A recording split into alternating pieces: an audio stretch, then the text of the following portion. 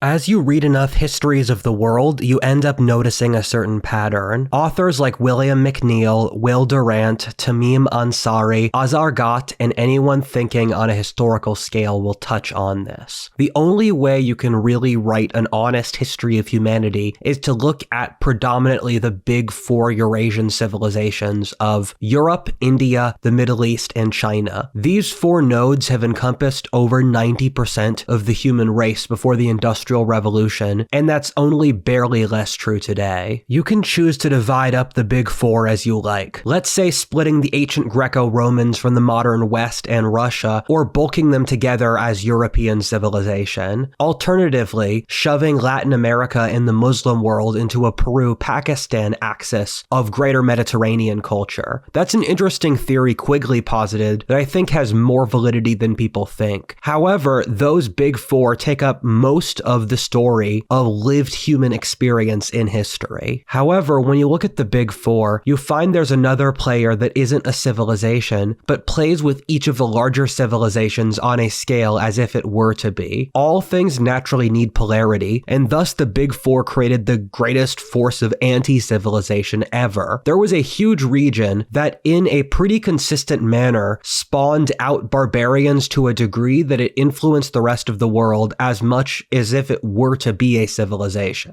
Ironically, in the pre-modern world, you could make a pretty convincing argument that out of the five, the steppe was the region that influenced the most more than any of the others. However, when the Mongols conquered China, Mongolia had literally 1/100th China's population. The same was true with the Afghans who conquered India so frequently. The steppe carried the power of a civilization, with often 1/100th the population, and no major cities, religions, and other things that come from civilizations. Let's study the greatest conquerors who have ever lived, the nomads of the Eurasian steppe.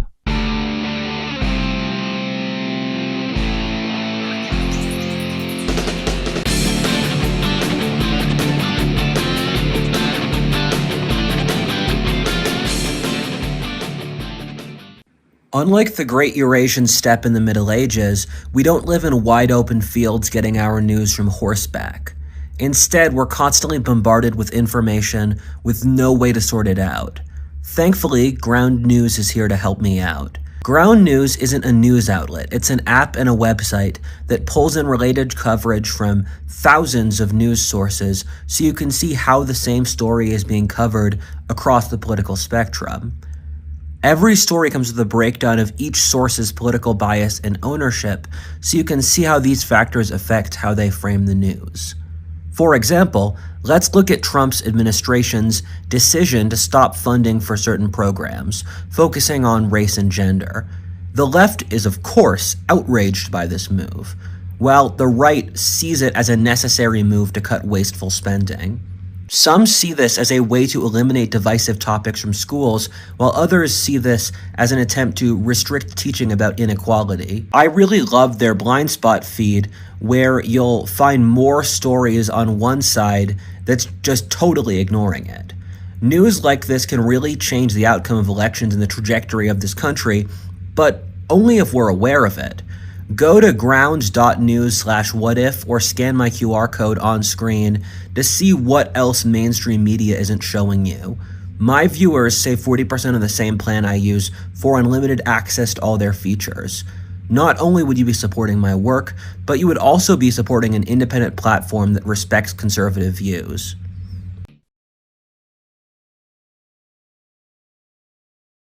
Part 1, Spawn Point.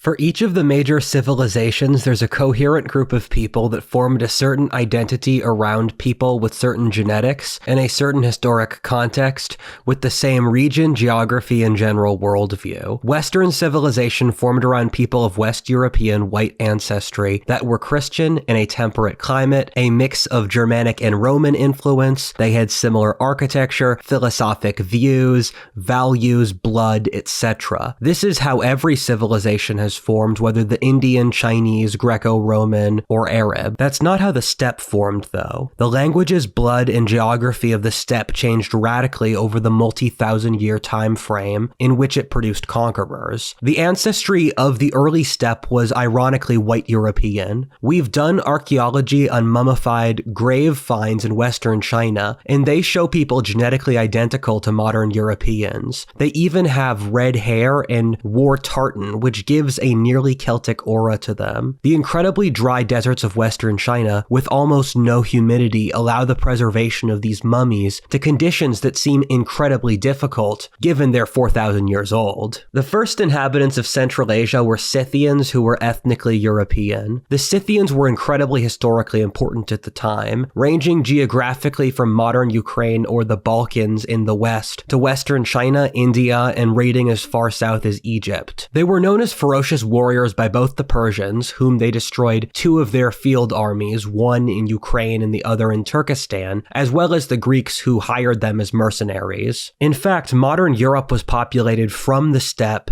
as the Aryan invaders, who started from the area north of the Caucasus 4,000 years ago, spread to become around half of modern Europe's genetics and almost all of Europe's language, culture, and mythology, with a complete cultural replacement. The Aryans were completely instrumental to the modern European character in a way that's difficult to overstate, which I talk about more so on my second podcast. For those who are triggered by the word Aryan, you guys know that this is an anthropological term that dates back to the 18th century at least, when they found lingual similarities between Indian and European languages. It's a proven genetic, cultural, archaeological, mythological group whose existence we've proven in each of those fields. It's called a variety of names between the Yamnaya, Kurgan, Andronovo, steppe, amongst others, but what I'm talking about here is a historic fact. European culture is given a lot of its particularities due to its steppe origin. This is more pronounced the further you get into Europe, which has higher Aryan ancestry. This includes a warband culture, heroism, aggression, individualism, social fluidity, and acceptance of risk. Herding societies promote these sorts of traits, given the herdsman must lead the herds, take responsibility for them, and bully them back into correct behavior. If you ever wonder why there are certain similarities between Protestantism and Islam, then the shared herder cultures is the reason. Farming populations create societies that are more conservative, risk-averse, communalistic, hierarchical, and others than herder peoples. Honor is the greatest value of herder peoples, and cowardice the worst sin. Interestingly, you can see a lot of the same traits develop into very different forms in India, the northern part of which was also conquered by the Aryans, where Greek philosophy and Indian religion both stem from underlying Aryan roots that stem back to the steppe, one of which went into science and the other went into mysticism. Over the course of the historic period, the Europeans were gradually pushed out of the steppe by people from further east in Asia. At the time of the rise of the Roman Republic, all of Central Asia had European-like ancestry, and by the end of the Middle Ages, it was mostly East Asian. Ironic peoples like the Scythians, Sogdians, Tocharians, and Bactrians were replaced by Turkic peoples like the Kazakhs, Tatars, Pechenegs, Uzbeks, Turkmen, and Uyghurs. The reason this happened, and these group, one European and another Asiatic, who are genetically very different, could see this change while the steppe maintained its fundamental cultural traits, is that the steppe creates barbarians due to a series of incentives that stem from the geography itself. The steppe is a sort of archetype that different peoples will fit. You see this in how the American Great Plains, or in the Argentine Pampas, the natives there have become horse tribes much like the Eurasian steppe. Meanwhile, white people who populated the steppe like cowboys, gauchos, or Cossacks in the pre-industrial world also took up a very similar lifestyle. Arnold Toynbee, who's the only writer in the field of the science of history that I have not yet read, has an interesting way of explaining this. His theory of history is call and response, or that societies are formed around beating a certain challenge. For example, populating a new continent thousands of miles from home for America, or fighting off the Celts for the Roman Republic. In each case, the challenge has to be hard enough in that in trying to beat it, they grow stronger and form an identity. At the same time, it's not difficult enough to crush it under their weight. This also fits in really well with Ibn Khaldun's theory of history. He was pulling more so from the histories of the herder peoples in the Arabian desert and the Sahara, in which a lot lot of the same dynamics play out in smaller scale. Interestingly, herder societies, which tend to be polygamous, have their imperial cycles play out at twice the speed of settled societies. This is something Ibn Khaldun picked up on, in that North Africa, which had more herder polygamous dynasties, would collapse after 4 generations or 120 years. In Western Europe with monogamy, the fall of dynasties occurred in 250 years, according to Peter Turchin's work. Ibn Khaldun's theory, which is paralleled in some form by each of the pre-modern theories of history, agrees that a new nation starts with hard men, and then over time they degenerate into weakness. After that, this creates a new period of disturbance which restarts the cycle. The thing with the Eurasian steppe is that the terrain in itself is hard enough as to create a passive level of toughness in excess to the neighboring farmer peoples. Life on the steppe required fighting against the elements of enormous grassland, in which life itself required taking risks, independence, and a warrior culture, very much like the American cowboys. Life on the steppe required a degree of passive barbarian toughness,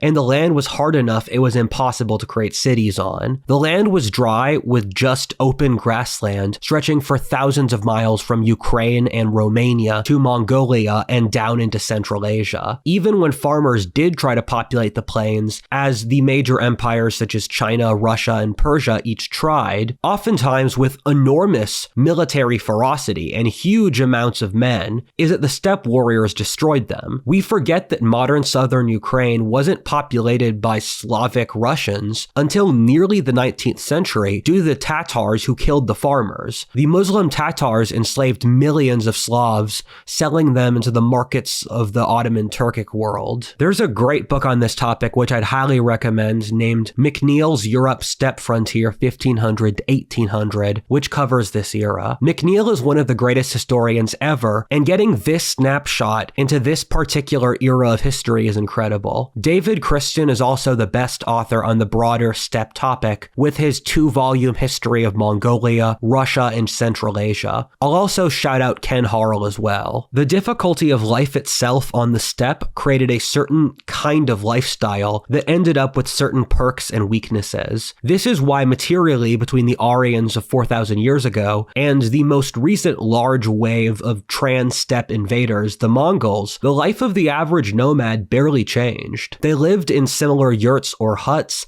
had similar shamanistic religions, depended on their animal stocks in similar ways, and had similar diets alongside using similar weapons or the horse and the bow. A lot of similarities. You know, they even had comparable art systems in which the gripping beast art style that started in Manchuria crossed the steppe to become the dominant art style in the British Isles and Scandinavia during the Dark Ages. This fact was also brought to us by McNeil, who writes very eloquently on the steppe in his book Rise of the West. The religious system of the steppe viewed all of life like ripples that stretched out a certain amount of space. This was a reflection of how tribes and forces would ripple across the nearly infinite space in the steppes. As an example of this in political history, the Chinese war with the Huns, which occurred about a century before the birth of Christ, caused a ripple effect that stretched out to Europe in the 400s, or to ultimately result in the dominant ruling governments of Persia and northern India. Steppe cultures practiced shamanism, or a rough religious system in which gifted individuals would access the spirit world, fighting demons and hell in order to get valuable knowledge to help their people. They have a quite advanced shamanistic mythology. However, due to their lack of large population densities, they never had to evolve to the axial age religious standards that the major civilizations reached. For example, viewing human beings as having souls, do unto others as others would do unto you, suffer now for a better afterlife, etc. This is why the nomads committed such horrifying atrocities, which I just can't overstate. The Mongols killed over 65 million people in the pre-industrial world. Genghis Khan killed 40 million, while Tamerlane was 15 million, and a few others like the sacking of Baghdad or the slaving trips to Russia pushed it up another few million. To give a frame of reference tolerance for how insane that is. World War II killed 65 million people, and all of communism together killed 80 plus million. The other thing to keep in mind is that the world had about 1/10 its current population in the Middle Ages. The nomads didn't see farmers as having souls, since they never had to evolve the concept of a soul, since they didn't have cities that involved seeing people outside your tribe frequently. They saw the farmers as like sheep that you could cull to get through the winter. Genghis Khan had to be reasoned into not butchering all of North China's population, that he would make more money from taxing them than killing them. I was reading a book which was consistently rated one of the best history books ever on all the internet and magazine lists. I've tried to read half of those books and they're all not that good. Not a single book on the popular list makes it into my top 100 best history books I've read. This was Jack Weatherford's book on Genghis Khan. This was a bestseller and it was quite well written, showing me a side of Genghis Khan I hadn't seen before. Then he made the second half of the book pro-Mongol propaganda to make the Mongols look better than medieval Europe. I nearly spat out my drink. You know, the Crusades only killed around 2 million people at most, and most of that killing was still done by the Muslims. Read the text wall for more info. The ridiculous thing is that he was into Mongol apologia because he was a modern American leftist trying to make an Asian regime look better than a European regime, but it's completely against their entire value system, and Mongol apologia was pretty popular in the last decade. I think it has some points, but it's still fundamentally silly. The underlying point I'm trying to convey here is that steppe culture, as the name even suggests, stems from a geography that demands certain cultural traits rather than being a civilization itself. The steppe has this spawn point which creates barbarians, almost like in the video game Civilization, where the barbarians have spawn points which churn out invaders. An example of another spawn point in Europe which acted as a comparable anti-civilizational spawn point is the Sund between Denmark and Sweden, where the Baltic lets out into the North Sea. The Roman writer Tacitus called it the womb of nations, in that the Germans, Nordics, English, Dutch, Goths, Vandals, Danish, Swedish, Lombards, Cimbri, Teutones, and so many other Germanic peoples that plagued and ultimately destroyed the Roman Empire came from this spot in Denmark. It was the position of anti-civilizational generation that exists in opposition to Rome,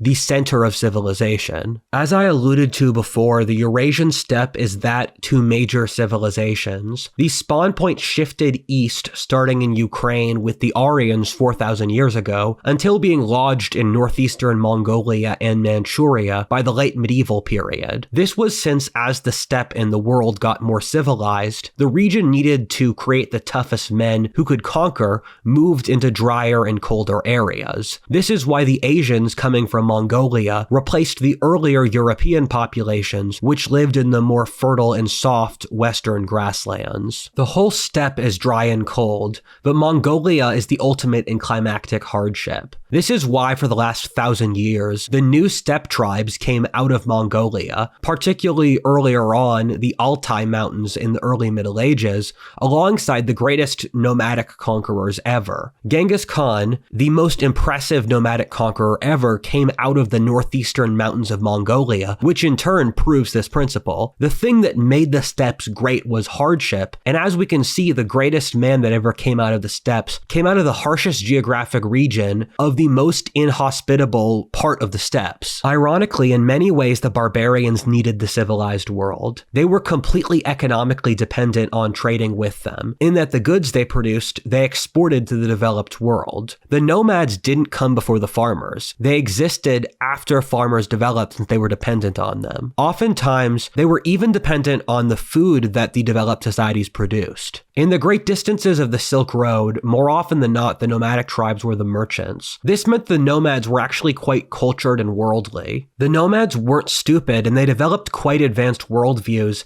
since they had to compare the different civilizations. They existed in a weird halfway point of seeing so many religions and so many ways of life without belonging to any. This is why some nomadic tribes in the Eurasian steppe did stuff like convert to obscure sects of Christianity, Judaism, Buddhism, Manichaeism, and a bunch of other religions people have forgotten about. The Mongols were one of the most religiously tolerant empires of the medieval world. Keep in mind, this wasn't done out of any humanity, but rather a cynical understanding that the way to conquer a people best was to not disturb their religion. It also establishes a sort of parasitic, toxic relationship between the steppe peoples and the neighboring civilizations, which in some way acts as a sort of toxic romantic relationship, which played out the worst aspects of each player. This in a lot of ways killed the vitality of the Asian continent, which was thriving before the Mongol conquests. Let's get into that. Part 2, Conquerors. The peoples who came out of the steppe are, barring the modern Europeans, the most impressive conquerors ever in human history. It's quite remarkable, actually. The easiest example is the Mongol Empire, which stretched across all of Asia, from Korea and the Sea of Japan to Hungary and the edges of India and Syria. The Mongols had the largest empire until the British, and the largest contiguous empire in human history ever. However, at the same time, the Mongols were just the final serenade of a list of stunning conquests, which the Nomads often achieved, with populations 1/100th those of which they conquered. This worked since through the process of civilization, which had already been occurring for thousands of years in Asia before Europe, had gradually removed the barbarian vitality that the steppes forced people to have just to survive. In each of the major Asian civilizations, a single social class seized control of society, ossifying it and causing the decline of Asia over the medieval period. In China, the bureaucrats won. In India, the priests, and in Islam, an alliance of the priests and the nobility. In 1000 AD, Asia was the center of the world, while Europe was a backwater still in the Dark Ages. 500 years later, the Europeans conquered the world with the Age of Discovery. A big part of this process was the relationship, if you want to call it that, between the Asian civilizations and the Nomads. You see, the Nomads and the farmers got fucked. I apologize for the crassness. However, the Nomads never developed their own authentic culture, since any man of any talent attacked into the civilized world for gold. Meanwhile, the social elites of the neighboring civilizations pushed social ossification as the Nomads destroyed the men of vigor and quality who would keep the civilization innovating and strong. Thus, what happened was that the Nomads had parasitic behavior rewarded by gold and conquest, while the native populations became more and more docile. This is why, after the Black Death and the fall of the Mongol Empire, Asia became socially conservative at the same time as Europe had the Renaissance, Reformation, science, and Age of Discovery. There's a cultural region called the former Mongol Empire, which includes Russia, China, Central Asia, Iran, and Pakistan. It was the former Iron Curtain bloc in the Cold War, the modern Chinese anti-American alliance, it's Mackinder's Eurasia, places where women were treated poorly in the pre-industrial world, modern authoritarianism, big government, social hierarchy, communitarian, clan-based morality, and shame-based morality. Ironically, in each of these, Mongolia bucks the trend, with values in some ways more similar to the West, given they were the conquerors and not the conquered of the Mongol Empire. The former Mongol cultural region stems not from the Mongols per se, but the Mongols conquered a region, forming the universal empire of the steppe. That means that due to proximity to the steppe, these regions developed cultural currents such as authoritarianism and collectivism as an example, given how great the threat from the steppe was, that you stuck together in clans for shared safety and gave the government more hierarchical militaristic power as a way to protect yourself against the demons from the steppe. The medieval Europeans literally called the Mongols demons, or Tartars, as in they were from Tartarus, or a Greek word for hell. The Tatars enslaved millions of Slavs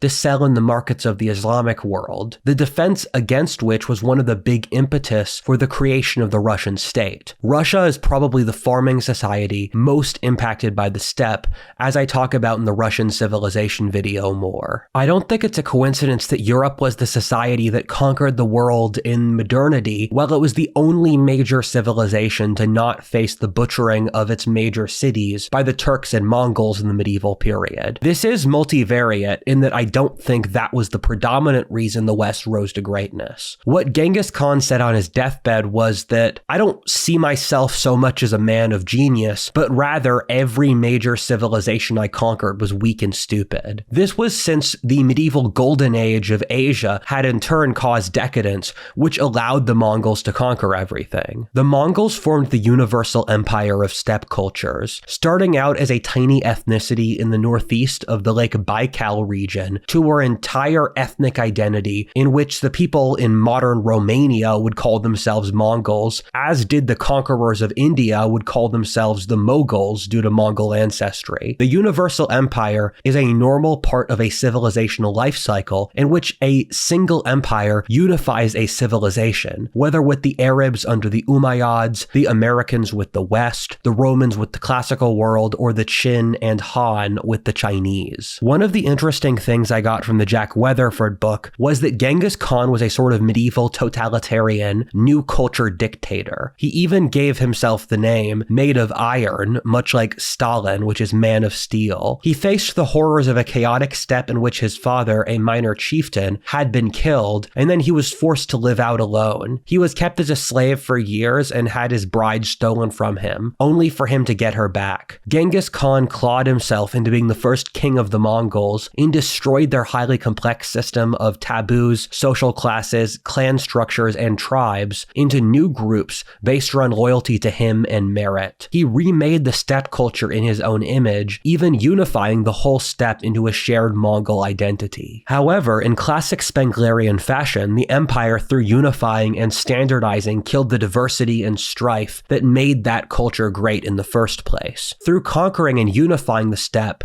this was the last of the great generative steppe migrations. The Manchus, Tamerlane, and the Moguls came out from the edges of the former Mongol Empire, as their descendants fought against other peoples. The steppe was pacified, and in doing so, lost the wars that gave them toughness. The invention of gunpowder a few centuries after meant that the farmers could conquer the whole steppe, which was largely split between Chinese and Russian colonization. The Russians settled most of the steppe, but a few of the descendants of the old herders survive in Central Asia. To go back a little bit in time, the Mongols were a culmination of a series of lesser steppe empires, starting with the Aryans who conquered from Ireland to Bengal, forming the languages for more than half of the human race today. After them came the Scythians, who ruled a region stretching between Ukraine and Western China, much like the Aryans. The Scythians raided into the Middle East, Europe, India, and China. Then you started to see tribes come from Mongolia. The Huns formed a tribal confederacy in Mongolia, the first to unify the whole region. They fought a series of horrifying wars with the Chinese, which they won at first, and then the Chinese launched a war of extermination, depopulating the eastern steppe. The Huns migrated west across the steppe, ultimately culminating in Attila the Hun's wars with the Romans, where he reached as far west as France, before being defeated at the Battle of Chalons by a Roman and Gothic army. The Huns, in turn, triggered another series of migrations, over the process of which Oriental peoples moved into the western steppe. The Scythian Parthians conquered Iran, becoming the ruling dynasty for centuries, while the Sakai, Hephthalites, and Kushans, funny name, conquered northern India. From after this period, the Turks became the greatest nomadic conquerors. The Gokturk Confederacy controlled Central Asia. The Pechenegs, Khazars, and Cumans migrated west into the Pontic grasslands around modern Ukraine. Funnily enough, the Khazars converted to Judaism for a few centuries. They were a nomadic tribe north of the Caucasus. The Seljuk Turks conquered the entire Middle East around the time of the early Crusades. They repopulated Anatolia, creating the country of modern Turkey, which would become the dominant universal empire of the Islamic world. Turkey has clear steppe influence since the Turks are a steppe people. The Ghaznavid Turks, and for centuries afterwards, Muslim conquerors of steppe ancestry dominated most of India, eventually ruling nearly the whole subcontinent under the Moguls. Further east, the Mongols and neighboring peoples attacked into China. In the Chinese Dark Age, a dozen barbarian peoples conquered and fought over northern China. The vigor the barbarians added allowed a new Chinese Golden Age under the Tang, who were of partial steppe ancestry. The Chinese and Muslims Muslims became completely dependent upon steppe-based armies, which in turn resulted in both civilizations spending centuries under steppe control. The Jin and Khittans, another funny name, the Khittans conquered northern China around 1000 AD. The Chinese leadership in the south wrote poetry about how much they wanted to reconquer the north, while not actually funding the military to do so and scorning actual war. As said before, the Mongols ravaged China, even conquering the south. Part 3. Free and Slave. There's an interesting duality to the nomadic character. I've said before, pulling from McNeil's work again, that frontiers exhibit one of two tendencies: to either create societies which are slave or free. This is since when you have small populations, the incentive is to either force everyone to work for you, since it's the only labor, or let people be free, since there's not enough people to manage it. You saw these trends on the frontiers of North America, Eastern Europe, or South America. The steppe is a sort of permanent frontier in that the population density is very low at all times due to climactic reasons. This means that the nomadic character has two very different trends towards radical totalitarianism and anarchic freedom. One of the things one of my favorite historians, Matthew White, once said is that the Mongols hold such a fascination for military historians today, given they combine the military ability of the Blitzkrieg with the big sky culture that the cowboys have. Keep in mind the American cowboy archetype developed on our own Great Plains, which have a climate analogous to the Eurasian steppe. There's a sort of radical barbarian freedom that exists on the steppe. The steppe was often a force of freedom, anarchy, and creativity, or just the human will. This was how the nomads were able to conquer civilizations who had 100 times their population, a number I will keep repeating since it's so remarkable, since civilization has not grounded their animal will down. It was common that people would flee the major civilizations to the steppe to escape the extractive power of the state. The other element is that there is a very totalitarian statist element to the steppe. Both the Mongols and Russians had this. This is since the population number is so low that you need the people involved to have complete loyalty and strength to make up for numeric weakness. The Mongols would ask men to serve for them for their whole lives in the military, as did the Russians under the Tsars, and both were total despotisms where the ruler had complete power alongside unquestioning loyalty to the Khan being the bedrock of society. Genghis Khan is actually a quite Nietzschean figure in that he remade the Mongol legal and tribal structure while being a shaman as a way to fight against the tribal customs and taboos of his youth. When power formed on the steppe, it was transitory by nature and held together under the will, power, and charisma of a great leader who could conquer into the civilized world to give his supporters treasure and women. This means that you alternated between the totalitarian power of a great leader when his power fell, and then anarchy would come out of it.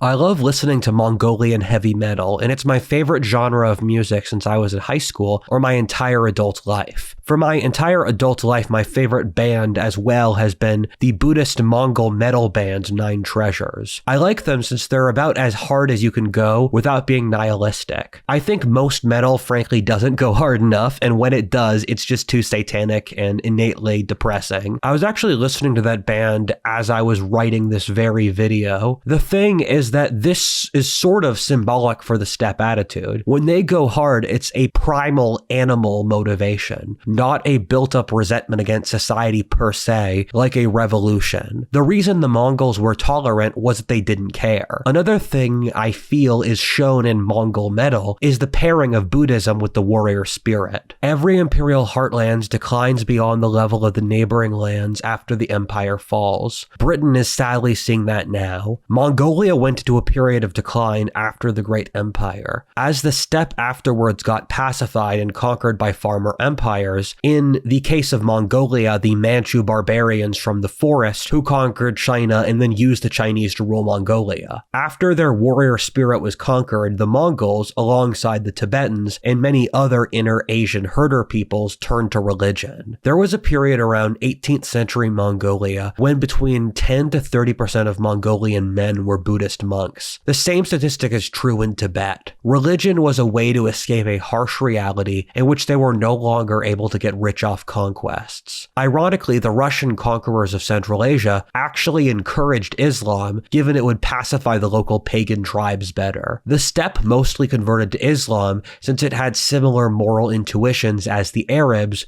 who were also a herder people, and a few of the steppe's greatest conquerors did so in Islam's name, such as Tamerlane or Babur. The Mongols also just killed too much of the region for Inner Asia to self-sustain. There was a time period when the Silk Road was the center of the world and completely vital to the global system. Before the Mongols, Central Asia and Iran were the wealthiest, most urbanized, technologically, philosophically advanced places in the world. The Mongols destroyed the region called Khorasan so hard that later travelers said the country had literally no cities for centuries afterwards. The Mongols completely ravaged China, genociding the Inner Asian regions that span the Silk Road, as well as Persia, Armenia, Iraq, and large parts of Russia. The medieval order in which Asia ruled the world was no longer tenable after its heart has been ripped out. This wasn't even before Tamerlane killed another 15 million, conquering from Russia to Delhi and from Turkey to China. The nomadic ruling classes like the Mamelukes in Egypt and the Levant destroyed every major city in the Levant, as well as halving Egypt's population in a 200-year period. This was also one of the wealthiest places in the world at the time. The same process also occurred in northern India under their Mamelukes. It's funny to see how anticlimactic the end of the nomadic story is. The historic scale of their ancestors is so enormous, but few of these people were really able to use the Industrial Revolution to their benefit, so the population difference between Mongolia and China, which was already enormous, became even more extreme. The Russians populated most of the steppe anyway. It's remarkable to see that these relatively small and powerless peoples are the end of a line which truly pushed the edges of what's possible in the human condition. Although few tell their stories, the steppe produced something very bloody, but also incredible in its scale by itself. As other societies prided themselves upon what they built, the steppe did so upon what it destroyed.